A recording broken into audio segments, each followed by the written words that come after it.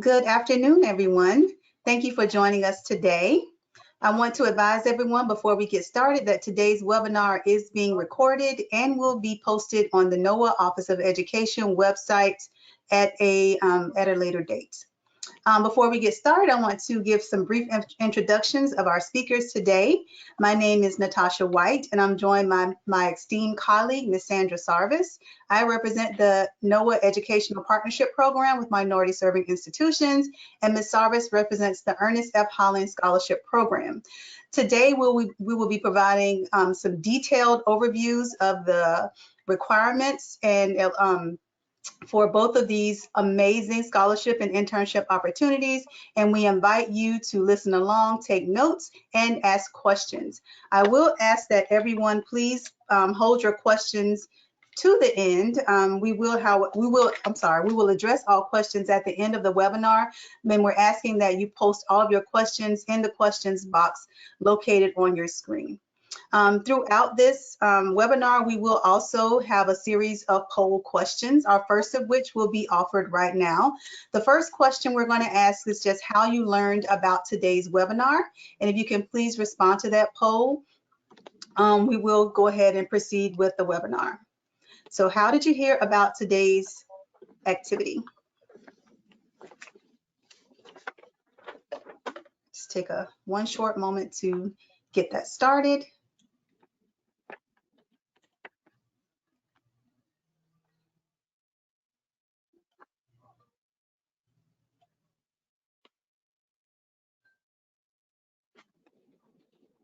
Okay.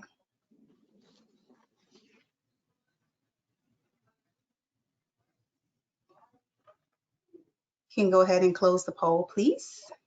Thank you. So now we're going to go ahead and proceed with our webinar today. Feel free to ask any questions in our Q&A section, and we will address the questions at the end of the webinar. So before we get started with information about our scholarship and internship programs, I wanted to just give a bit of background information about the National Oceanic and Atmospheric Administration, or NOAA.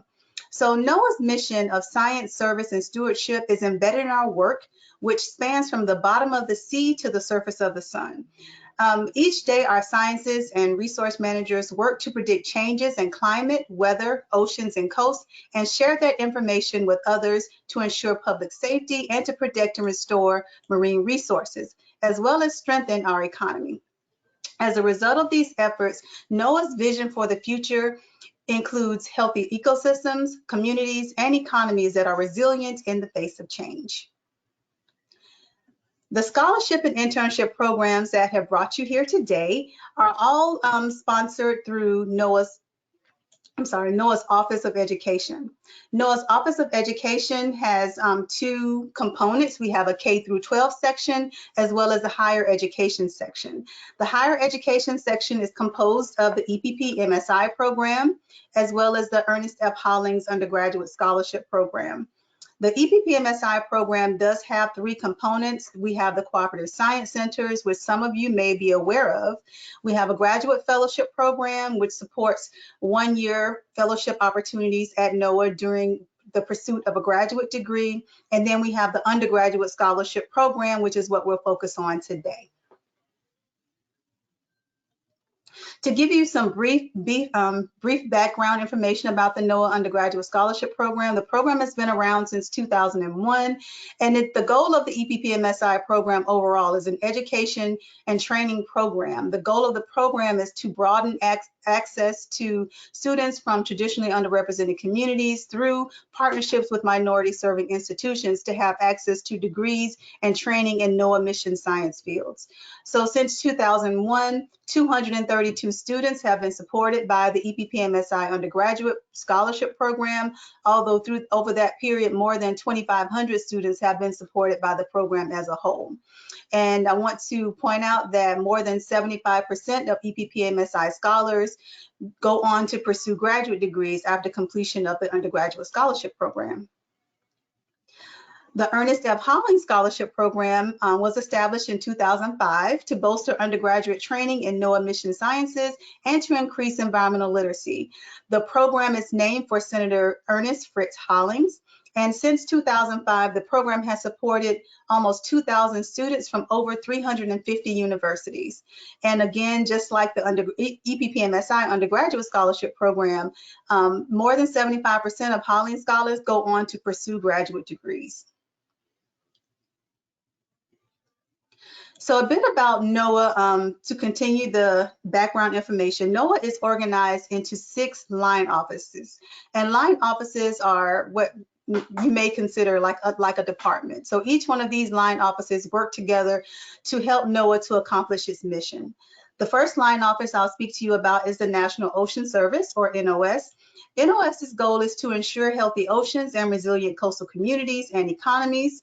We have the National Marine Fisheries Service, who is responsible for the stewardship of our nation's ocean resources and their habitats. We have NOAA Research, also called the Oceanic and Atmospheric Research Office, and they provide the research foundation for understanding complex systems that support our planet. So OAR works collaboratively with the other line office to accomplish many of NOAA's research goals. The line office that probably is most popular to the general public is the National Weather Service, and they provide weather, water, and climate data forecasts and warnings for the protection of life and property. And we also have the National Environmental Satellite Data and Information Service, or NESDIS, which provides access to global environmental data and information from satellites and other resources to protect our nation's security, environment, and economy. And finally, we have the Office of Marine and Aviation Operations, or OMAO, and this is essentially mission support. So they operate the 16 research and survey ships, as well as the 9 aircraft, the Hurricane Hunters, which some of you may be familiar with.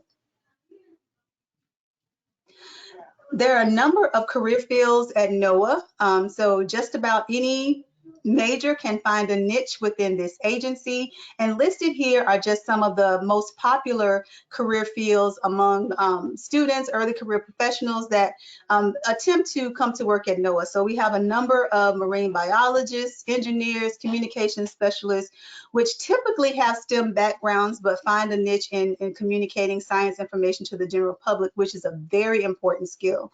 Environmental scientists, policy analysts, GIS analysts, and many more. So like I said, just about any STEM field can find a career and a niche within NOAA. So our people are just as diverse as our mission. So on the screen now, you'll see a snapshot of the student opportunities that are provided at, that are offered at NOAA. In your, there should be a box on your screen that has handouts listed there. We have the full list of the NOAA graduate and undergraduate student opportunities. Those opportunities are linked on our website at the link provided on the screen, but we also have the handout provided to you in the webinar box. So check that out, make sure you download it and save it to your files and review it, just in case for some reason you're not eligible to apply for one of the Hollings or EPP MSI undergraduate scholarship. You may be eligible to apply for one of the internship only opportunities. So at NOAA, the 2 scholarship and internship programs are the EPP MSI undergraduate scholarship program and the Hollings scholarship program, but we have a number of opportunities that are internship only. So that means that your contact with NOAA would be likely during the summer for that one opportunity, whereas students who are supported by scholarships have a 2-year relationship with NOAA. So these are some of the larger programs, but again, that handout will provide a full breakdown of the internship and scholarship opportunities that are offered at NOAA. So this is why you're here, to learn more about the NOAA undergraduate scholarships. And we often talk about the EPP MSI and Hollings undergraduate scholarships together because there are a lot of similarities between the 2 programs.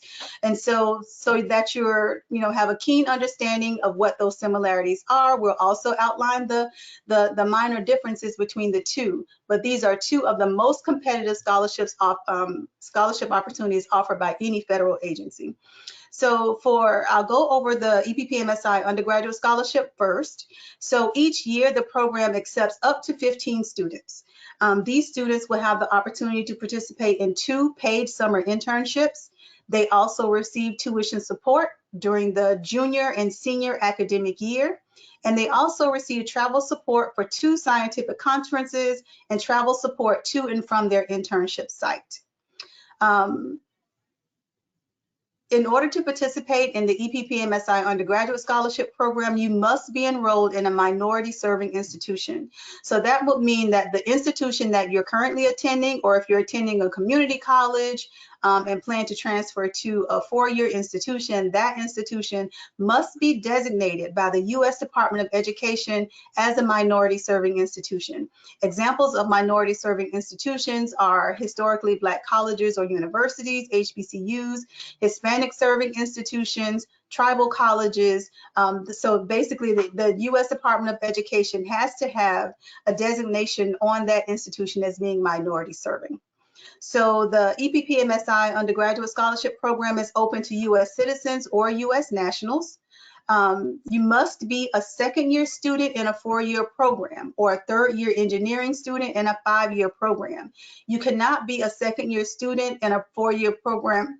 I'm sorry, a 2nd-year student in a program where you're taking 5 years to graduate. So the program itself must be a 4-year program, or if you're taking 5 years, it must be designated as a 5-year program. The minimum GPA for the EPP MSI undergraduate scholarship is 3.2, and the STEM majors that are accepted for this program, we'll discuss majors on a future slide, but we accept just about all STEM majors for this program, with the exception of health-associated majors. So for the Ernest F. Hollings undergraduate scholarship program, those students receive 1 paid summer internship, and that summer internship will take place between the junior and senior years.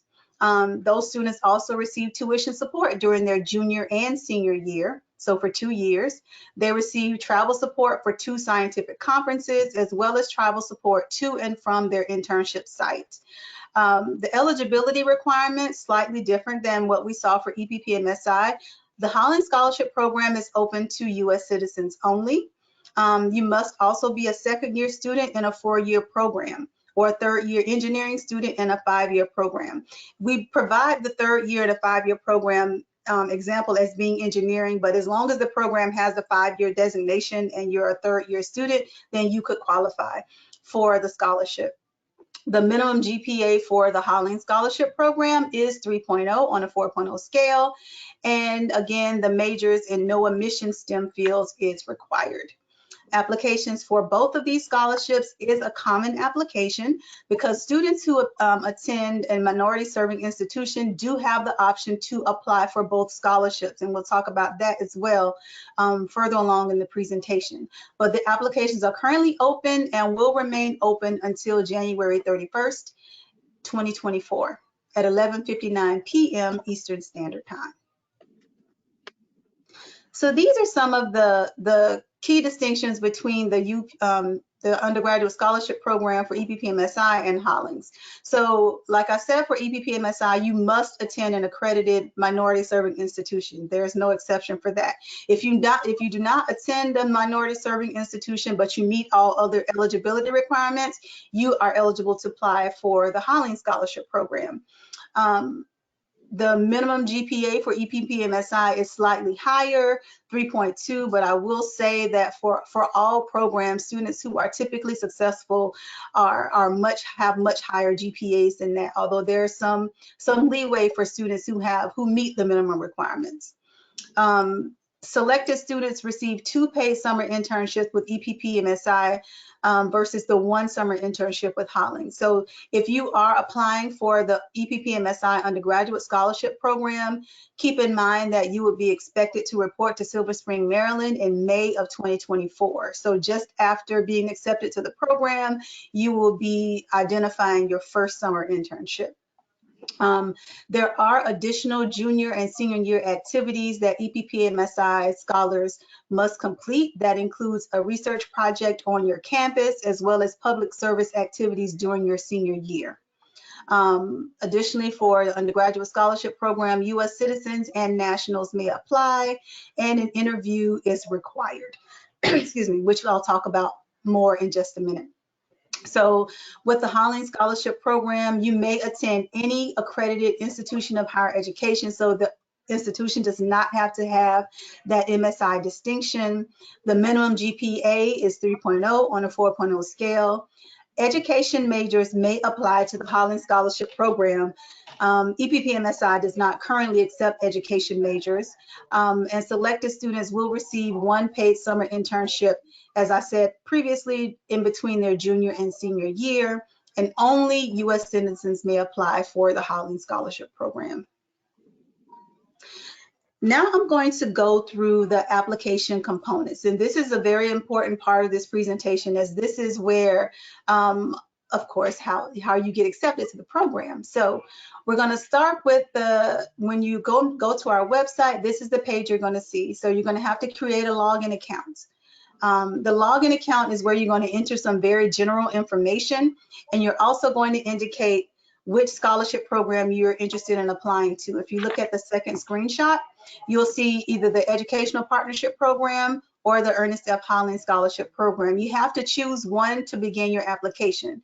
For those of you who have the option to apply to both scholarships, it doesn't matter which one you start with. You'll have the option to say, yes, I want to be considered for that other scholarship program, and I'll show you where that's going to happen. After you choose the program of interest, we do have a short demographic survey, which is new this year. This is an optional survey, but it gives us an opportunity to learn more about the people who are applying for this scholarship, because we want to make sure our scholarship classes and our applicants look a lot like the American public. So we want to do as much as we can to ensure an inclusive process.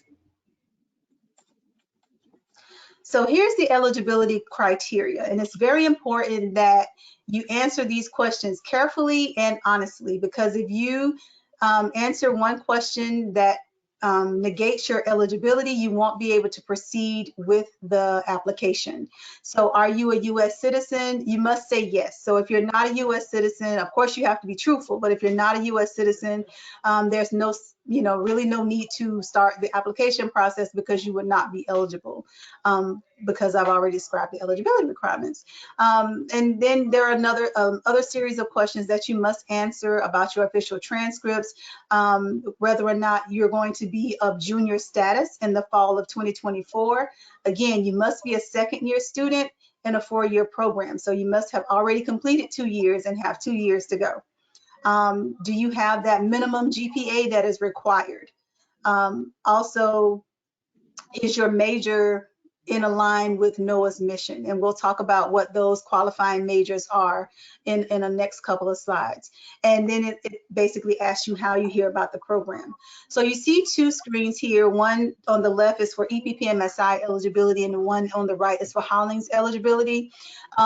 As I said, that this is a common application for both scholarships, but there are a few things that are required for EPP MSI that are not required for Hollings. So some of the screens might be a bit different for EPP MSI versus Hollings. So if you look on the left, it'll ask you about the minority serving institution type for your school. If you're not sure what that is, you would need to contact your registrar's office and ask them what that would be, excuse me, in order to answer that question correctly. So throughout this presentation, where the screens are different, I will provide screenshots for both, but most of the screens will be the same. So for EPP MSI, this is an example of the broad categories of majors that are included in the scholarship, but it's not an all-inclusive list. So I want to point out that Earth and Physical Sciences may include like meteorology, it can include geophysical science, a number of things. And then natural resources, of course, environmental sciences. What's not aligned with NOAA's mission that falls within the natural resources is agriculture. So NOAA does not work toward solving agricultural problems.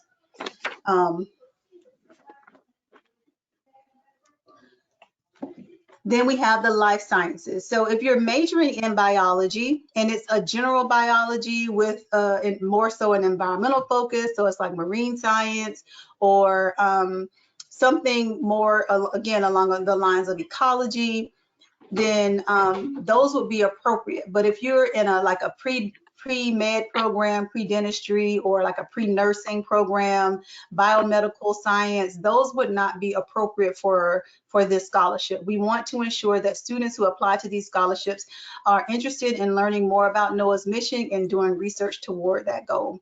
Computer sciences, engineering, most disciplines. The engineering discipline that would not be acceptable would of course be biomedical engineering. Just about any aspect of mathematics. Social sciences, which is a relatively new discipline that we're interested in recruiting, includes sociology, political science, geography. What would not be included in the social science would be majors like criminal justice or even business administration. So those things where, you know, most of NOAA's scientific issues or the problems that we address do have social implications. So we want to recruit students who can translate that the STEM communications through a social science lens. And also education is accepted by the Hollings Scholarship Program only. So the next screen that you will encounter is a screen that talks about your account status. So it allows you to keep a tab on the items that you've completed. So it'll be, once you set up your account, everything will be incomplete because you haven't started. You will have access to application instructions. Application instructions are actually provided to you as a handout in this webinar. So if you want to download that, feel free. Otherwise, once you encounter the application, you will have a second opportunity to download that. Make sure you review those application instructions. You can't go wrong if you follow everything in there to a T. You can't make a mistake or omit anything if you follow the instructions fully. And you will be able to keep a tab on each section. As you are able to save your work and come back to the application, you'll know where you need to address items. Then you'll encounter the general information screen. I'll breeze through that. This is just the general personal information about your academic status, as well as health insurance information. And we do require that all students maintain health insurance through their tenure in the program. So it's important that you provide that information.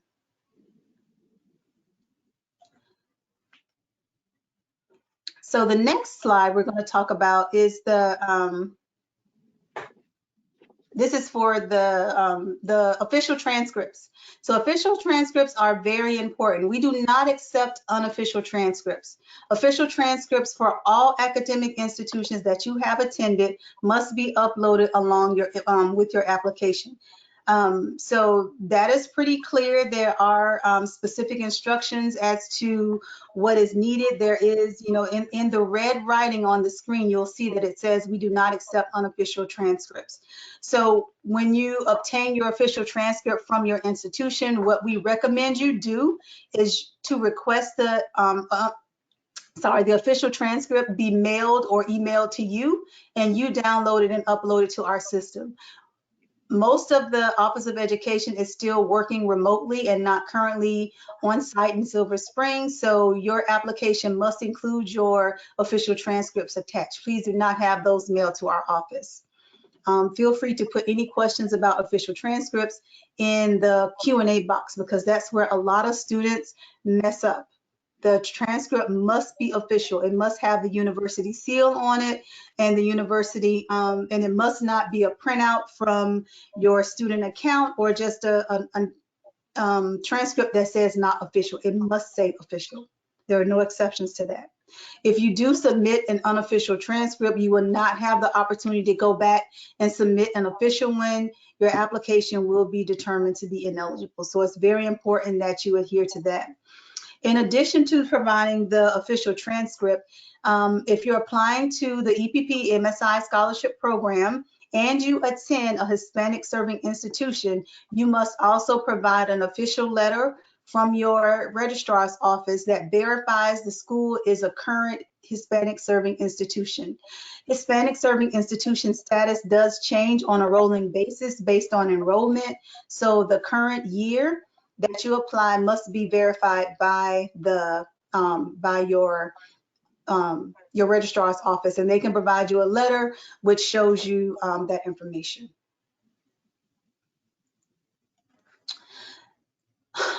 The next screen that you're going to encounter is the activities. So your awards, honors, activities, both academic and non-academic. We want to know what you're doing outside, to enhance your education. Are you a participating in college clubs? Do you have extracurricular research activities? Do you participate in any leadership opportunities on campus? Do you volunteer?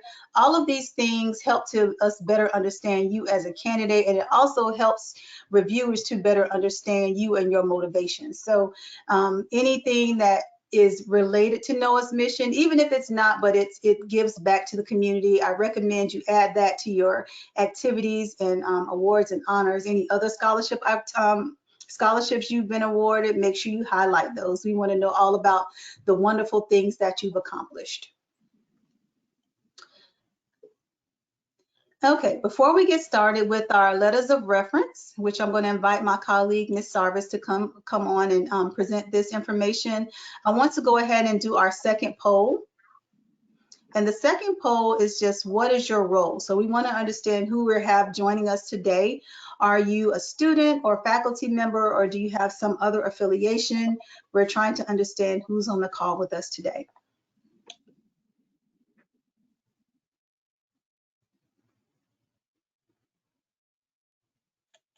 So give us a moment and that poll. There you go.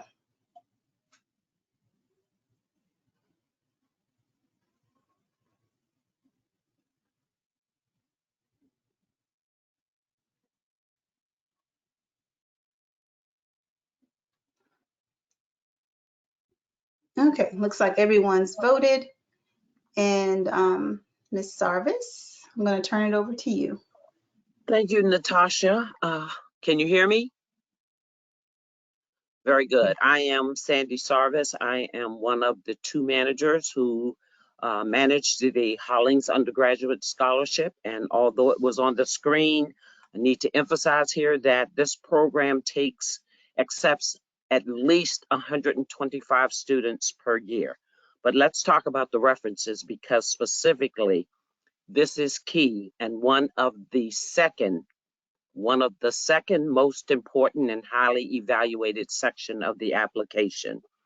First of all, it's not a letter, it's a form that your reference must fill out. And if you look at the screen down at the bottom, you'll see where you need to input the name and email and title of your preferred reference person. Now, there are two things you must understand and comply with. One is that you definitely have to submit the name and email of a professor, visiting professor, lecturer who has taught you at the undergraduate level. And on that screen under relationship, there's a drop-down box and it'll say academic or non-academic. That has to be your academic reference.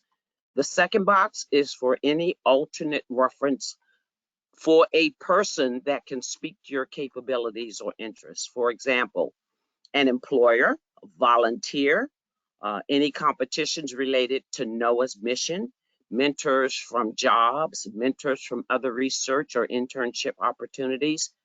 However, look at the bottom. References from former high school teachers, coaches, or family friends will not be accepted.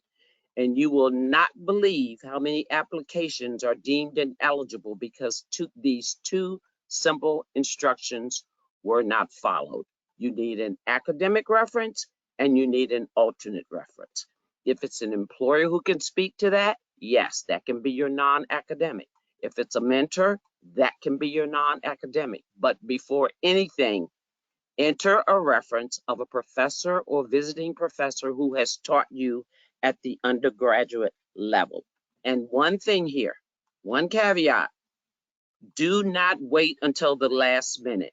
On the application, there's a section that says submit your references a week or so prior to the actual end date of the application.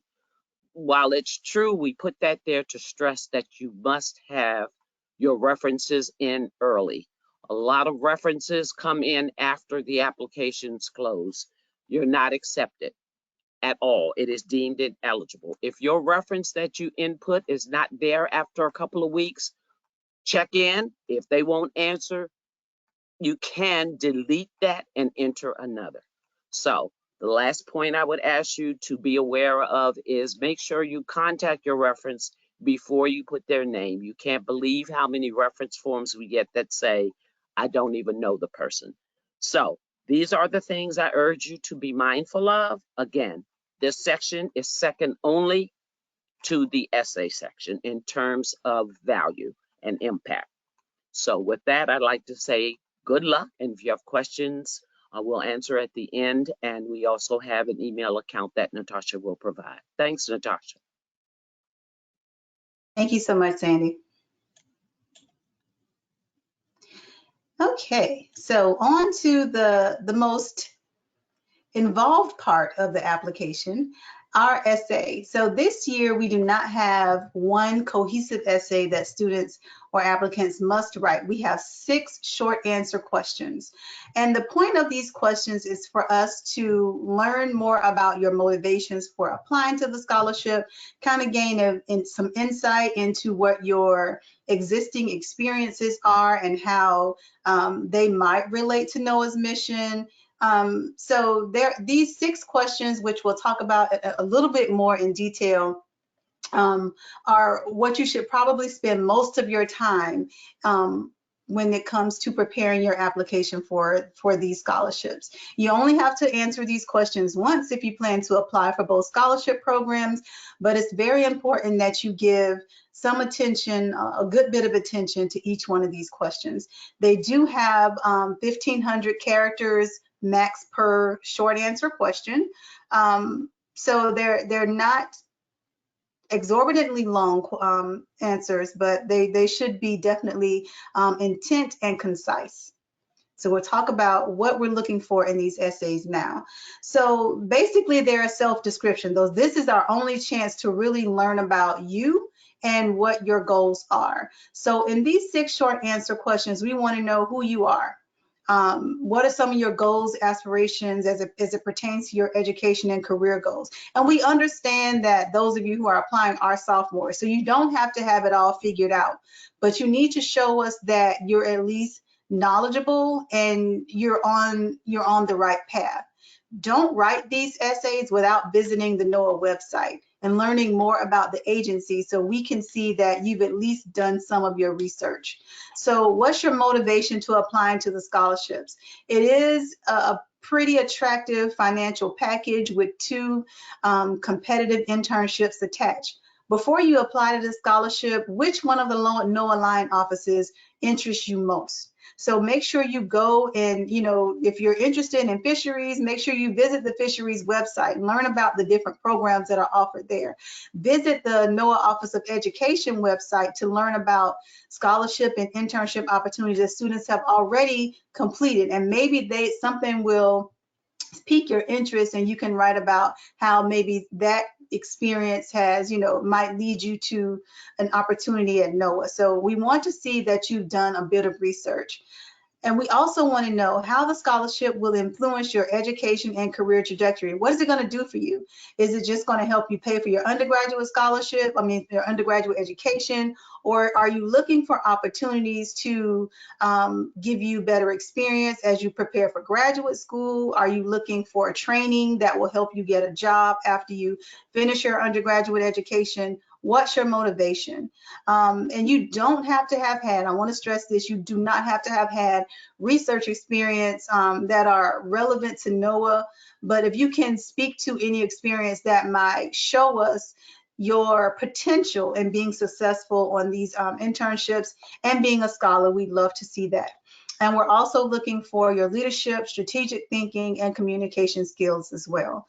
We'll talk about how your applications are actually reviewed, but I would say this is specifically for EPP and MSI scholars because we do have a smaller class and we probably we spend a bit more time talking to you about your goals and aspirations, and just, you know, because of the size of the class, we are very critical about your communication and strategic thinking skills when it comes to your application. So keep that in mind as you approach the application.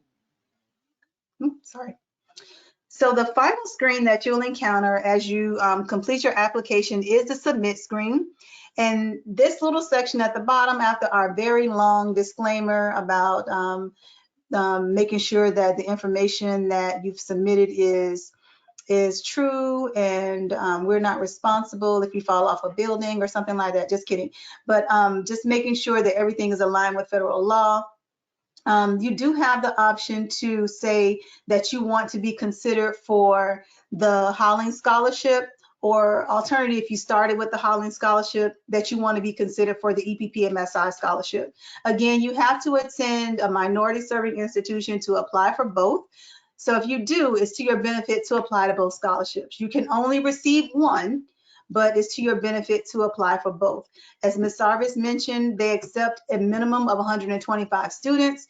EPP MSI will accept no more than 15 students for the 2024 cohort. So just keep that in mind as you apply for the scholarship. Once you submit your application, you will no longer be able to make changes. No, we cannot reopen your scholarship application. Once you click submit, that's it, it's out of your hands. Make sure you click submit before 11:59 p.m. on January 31st, 2024. I recommend you don't wait until 11:59 p.m. to submit, because anything can happen, and it's not our fault if it goes in at 12:01 on February 1st. Make sure you submit on January 31st or by January 31st. So this is the application review flow. So once all scholarship applications are submitted on January 31st, both the EPP MSI and Hollings Scholarship team will conduct administrative reviews for all submitted applications. So all of you who have gotten through the process and been deemed eligible, we will go through each and every application. And for some years, we can receive up to 1,000 applications for these scholarships. We'll go through each and every one to determine who has submitted all of the required information and meets all of the eligibility requirements.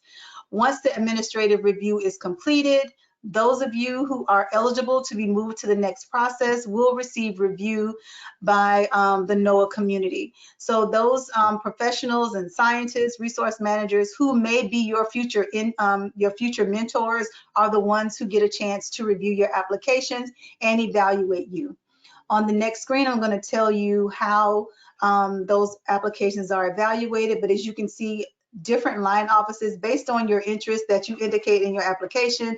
If you have an interest in the weather, meteorologists and atmospheric scientists are the ones who are going to review your application. So rest assured that a fisheries biologist is not going to be reading the application of a meteorology student, just to ensure that maybe some of the science that you put in your application is fully understood by the person that's reviewing it.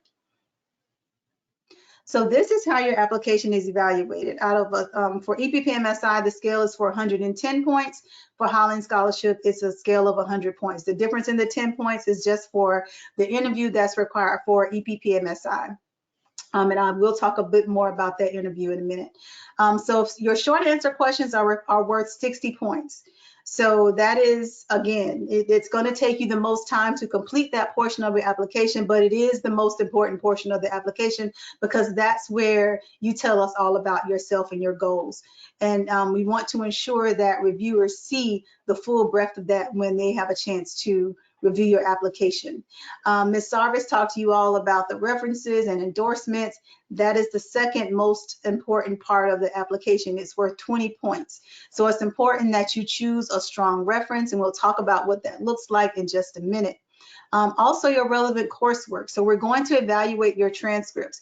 We want to make sure that the first 2 years of your undergraduate application, undergraduate education wasn't spent just taking electives. So we want to ensure that you had a few science classes to support those tennis classes or the track and field classes that you guys like to take.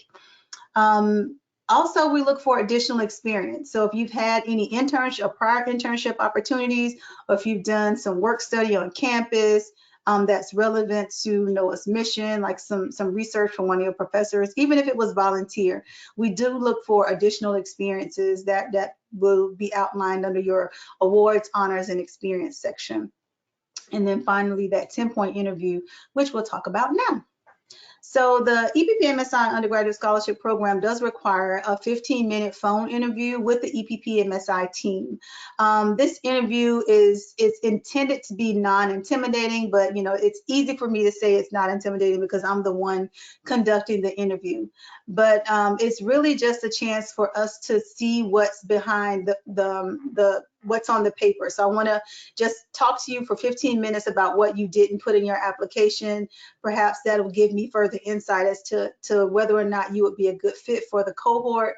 And it also just gives the team a chance to meet you outside of the application period. So it's just a 15-minute conversation about your goals.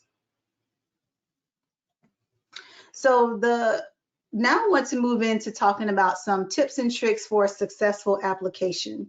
Some of the common mistakes to avoid, there are 3 that we see all of the time. The first would be submitting unofficial transcripts. I can't stress that enough.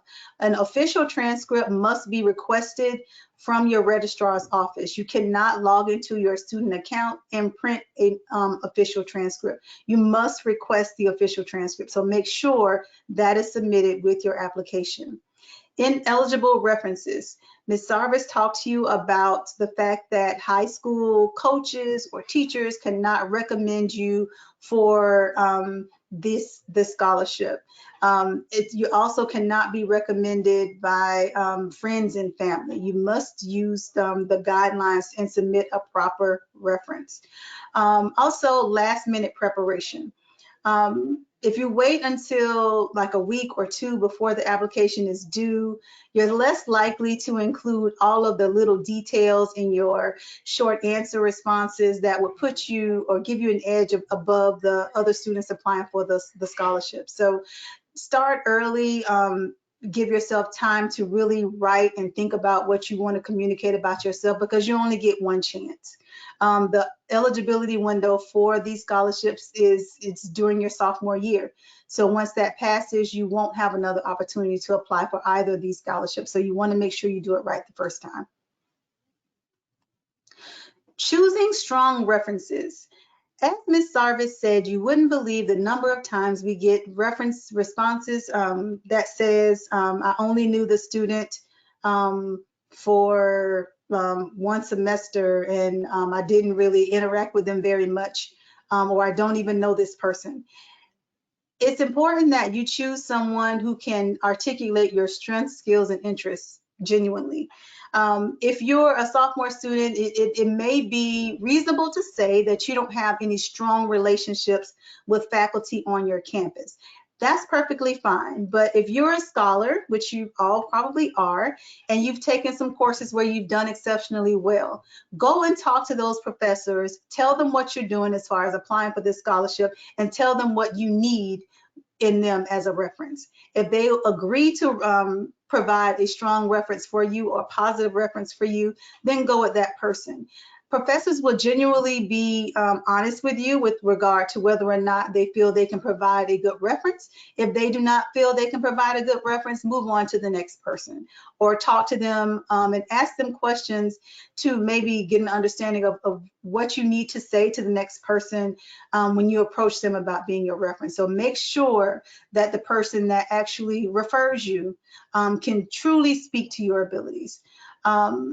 Make sure you also go with, again, people who you know over big names. Depending on who your reviewer is, if you choose someone who's a big name on your campus, that may mean absolutely nothing to them. And they don't, we don't really look at the names of the person doing the recommendation. We look more so at the content they provide. So it's more important that you obtain a strong reference versus a popular reference.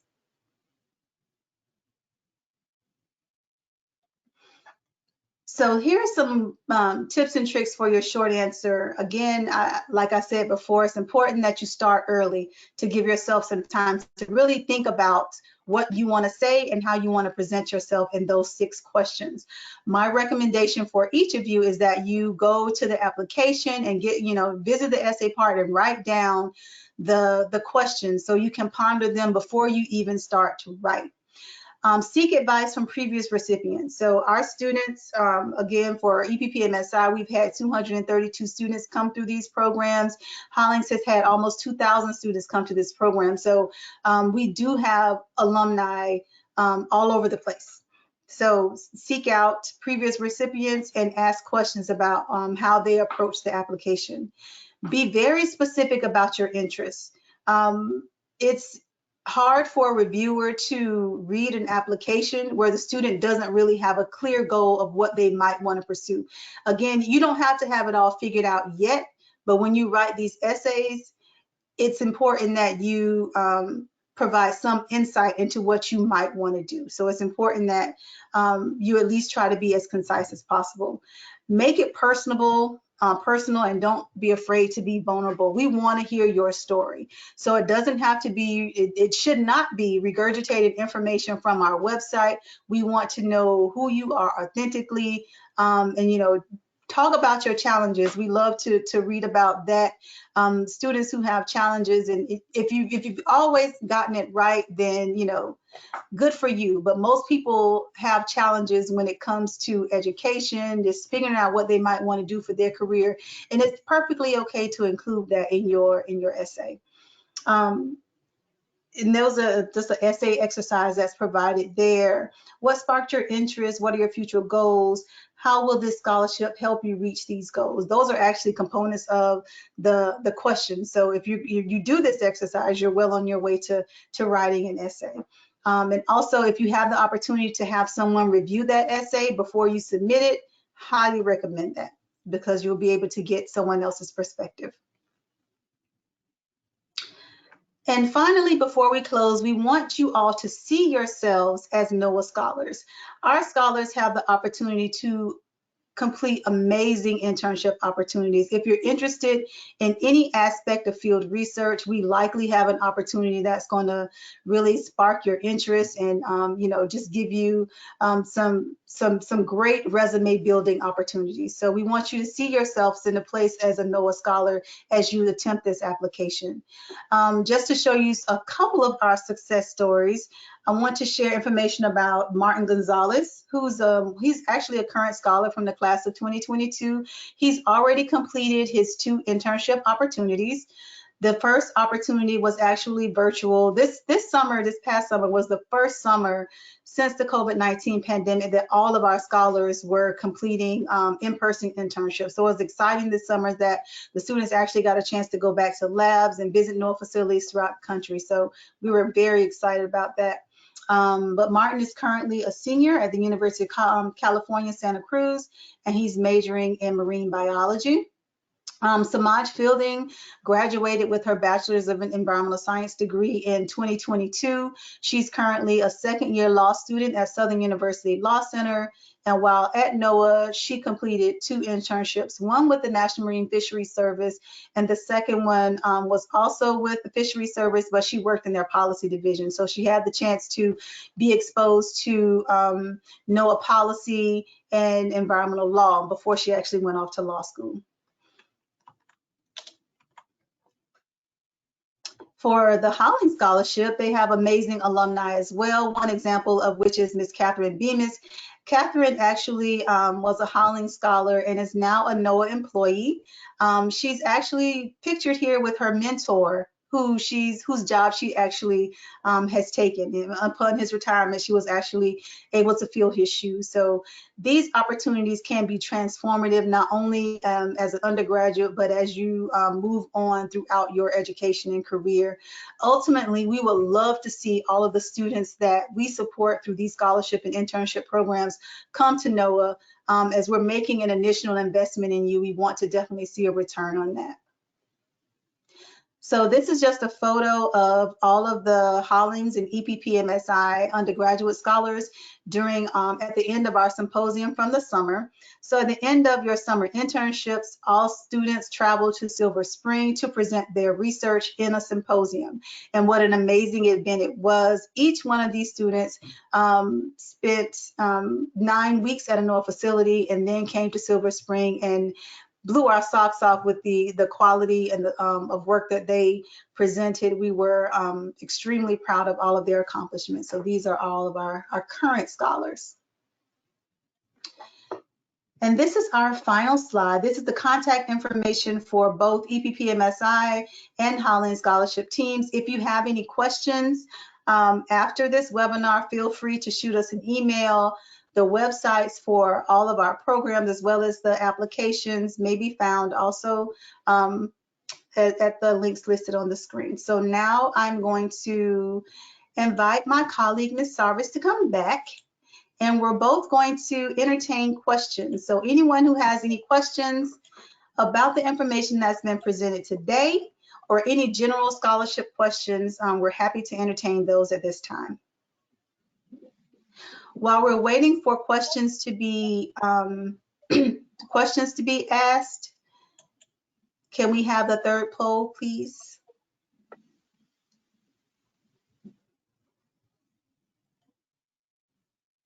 So for those of you who are present, we'd like to know if you plan to apply to a NOAA undergraduate scholarship. We sincerely hope you do. If you are a faculty member and you're in attendance today, please note that you will receive a recording of this presentation in your email as a registrant for this activity, and we encourage you to share it with your students. As I mentioned at the beginning of the presentation, this will also be posted on our website for additional reference. Any questions?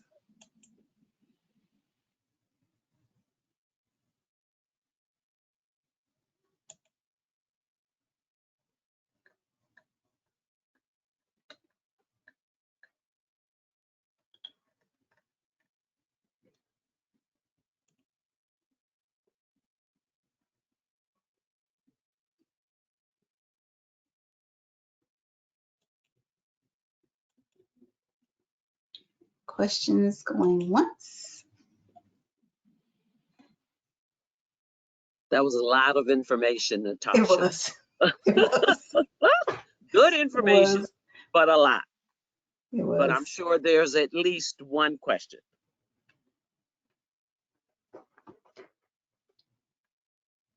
Well, perhaps we answered, was so thorough that we don't need any questions, which is fine. If you don't have a question now, Absolutely.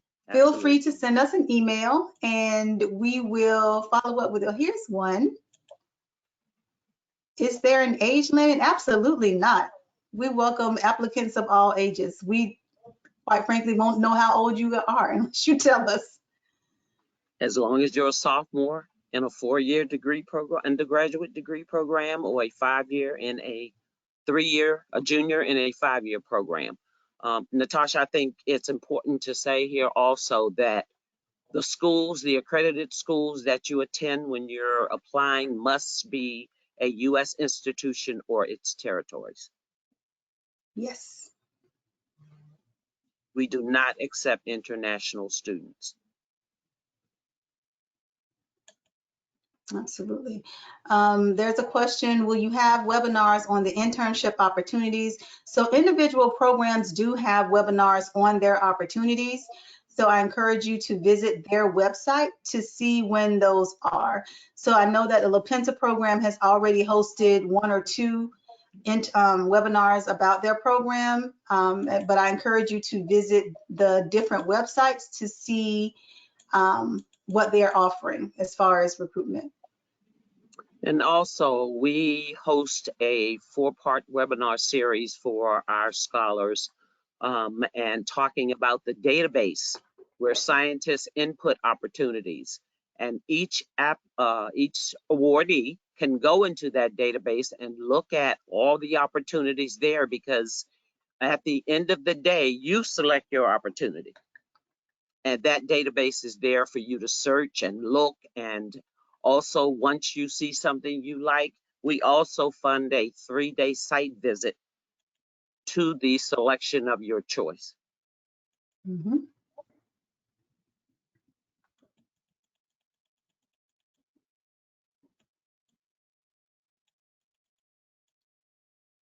And something we didn't really focus on during the presentation is like during your summer internship, you are paid a stipend as well as a housing subsidy. So the housing subsidy may not cover the full cost of your housing. If you're careful and you choose your housing carefully, it can, but it's definitely there to offset the cost of housing. So don't worry too much about finances when it comes to, being on site in an internship. You might want to specify how much that money is. Well, the internship stipend is $700 per week, and the housing stipend is an additional $400 per week. So it's $1,100 per week over the 9-week internship 10-week internship program. And during outside of the internship period, you're paid $47.50 per academic term. That should offset a lot of your costs. Mm-hmm. It is paid to you, not to your schools.